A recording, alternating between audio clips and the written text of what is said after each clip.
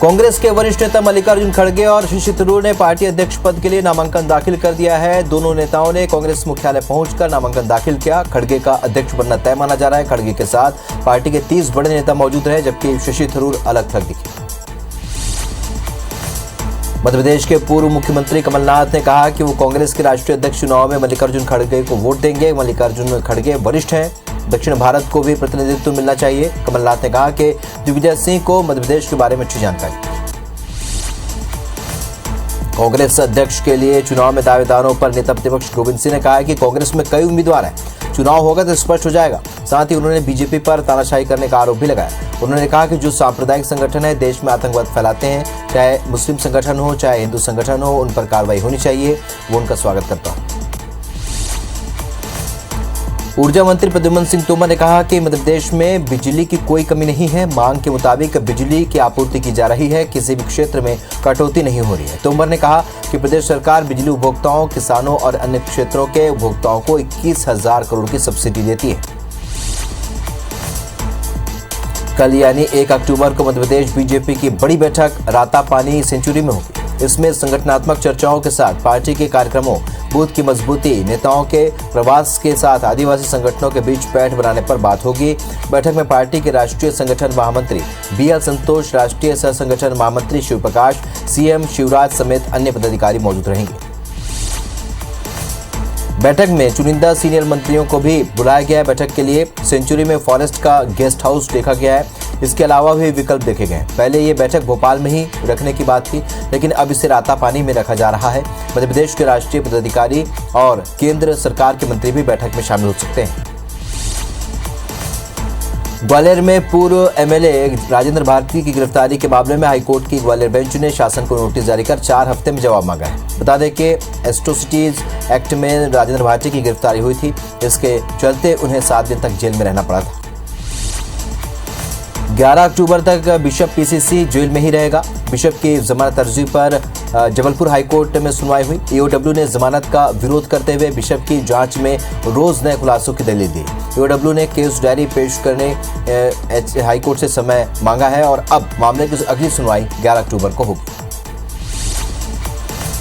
ग्वालियर जिले में डेंगू के 7 नए मरीज मिले। 48 लोगों में डेंगू के लक्षण मिले थे। GRMC रिपोर्ट में 7 मरीजों में डेंगू की पुष्टि हुई। इसके साथ ही ग्वालियर में डेंगू के मरीजों की संख्या बढ़कर अब 112 पहुंच गई।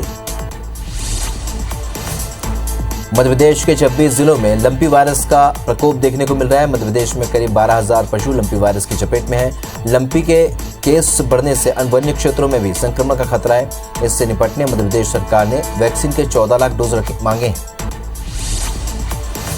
मध्य प्रदेश के वन मंत्री विजय शाह और ऊर्जा मंत्री प्रद्युम्न सिंह तोमर मंडला पहुंचे, जहां पर दोनों मंत्रियों ने खुर्सीपार की प्राथमिक शाला में पहुंचकर बच्चों के साथ बैठकर मध्याह्न भोजन किया। साथ ही मध्याह्न भोजन मेन्यू के संबंध में शिक्षकों से जानकारी ली।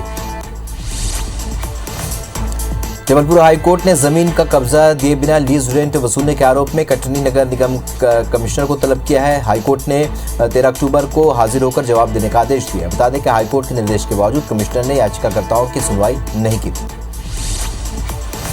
भोपाल नगर निगम में नेता प्रतिपक्ष शविस्ता जकी की याचिका पर आज जबलपुर हाईकोर्ट ने सुनवाई की और इस दौरान हाईकोर्ट ने नगरीय प्रशासन विभाग को नोटिस जारी कर जवाब मांगा है। याचिका में शविस्ता जकी ने नगर निगम सीमा में जोन कार्यालय बढ़ाने का विरोध किया था, जिस पर हाईकोर्ट ने नोटिस जारी किया। जबलपुर नगर निगम की ओर से टैक्स छूट का आज आखिरी दिन है। करदाता आज ही टैक्स के तहत टैक्स जमा कर सकते हैं। बता दें कि निगम ने संपत्ति कर में 6.25% की छूट दी है। वहीं सीनियर सिटीजन के टैक्स में 25% तक की छूट दी गई है। मध्य प्रदेश देश का सबसे स्वच्छ राज्य बनने जा रहा है। CM शिवराज दिल्ली में मध्य प्रदेश को सबसे स्वच्छ बनाने का अवार्ड लेंगे। मध्य प्रदेश पिछले 3 सालों से तीसरे नंबर पर था। इंदौर को एक बार फिर से सबसे साफ होने का पुरस्कार मिला है।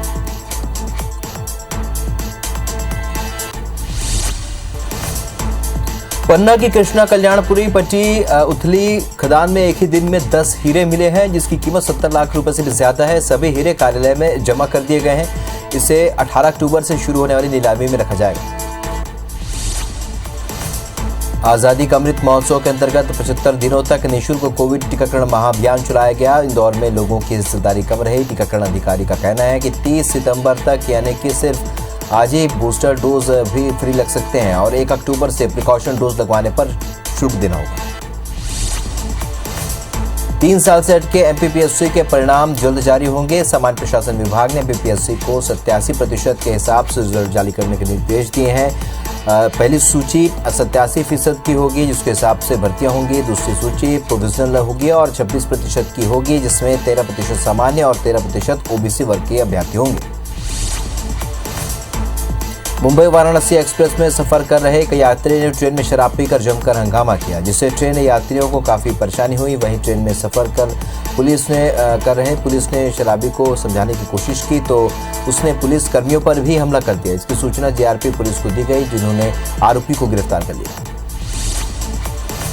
स्वच्छता सर्वेक्षण की तरह अब केंद्र सरकार स्वच्छ पेयजल सर्वे भी करवाने जा रही है। केंद्र सरकार के क्लीन वाटर सर्वे के तहत शहरों के बीच पेयजल की उपलब्धता और स्वच्छता का मुकाबला होगा और शहरों को रैंकिंग दी जाएगी। बता दें कि देश के सभी शहरों के बीच पेयजल सर्वेक्षण का मुकाबला होगा। इसमें पेयजल की उपलब्धता और गुणवत्ता दोनों को परखा जाएगा। जबलपुर की सफाई व्यवस्था में खास सुधार नहीं आ पा रहा है।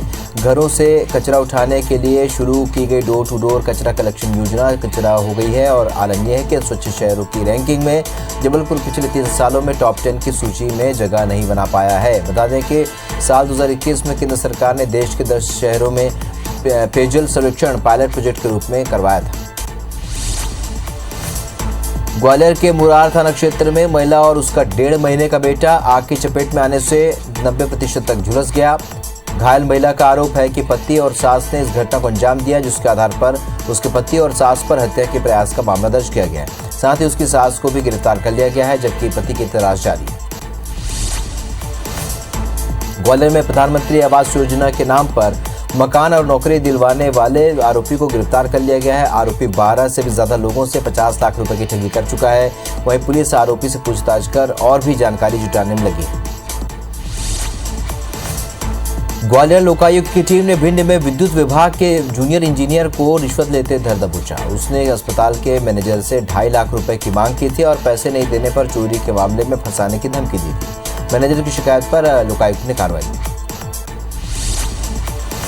विदिशा के अहमदपुर रोड स्थित मुख्य बिजली स्टेशन में अचानक आग लग गई, जिसकी वजह से पूरे इलाके में बिजली गुल हो गई। धार सादलपुर क्षेत्र में एक भीषण हादसा हो गया। चालक की लापरवाही से एक महिला सहित 3 लोग घायल हो गए, जिसमें एक की हालत गंभीर बताई जाती है। बालाघाट के कान्हा नेशनल पार्क के पास बैहर में मुक्की रोड पर बाघ दिखाई दिया। सड़क पर बाघ देख लोगों ने इसका वीडियो बनाया। इंदौर में राज्य स्तरीय कार्यशाला का आयोजन किया गया, जिसमें कृषि अवसंरचना निधि का प्रचार प्रसार किया गया। इस योजना के तहत किसानों को अधोसंरचना विकास के लिए अनुदान युक्त लोन प्रदान किया जाता है। इंदौर में बीजेपी ने माधवराव सिंधिया की पुण्यतिथि पर बंगाली चौराहा स्थित उनकी प्रतिमा पर माल्यार्पण किया। इंदौर में मौसम में हुए बदलाव के बाद अब दोबारा डेंगू पैर पसारने लगा है। अब लोगों को जागरूक करने के लिए स्वास्थ्य विभाग डेंगू रथ शुरू किया है।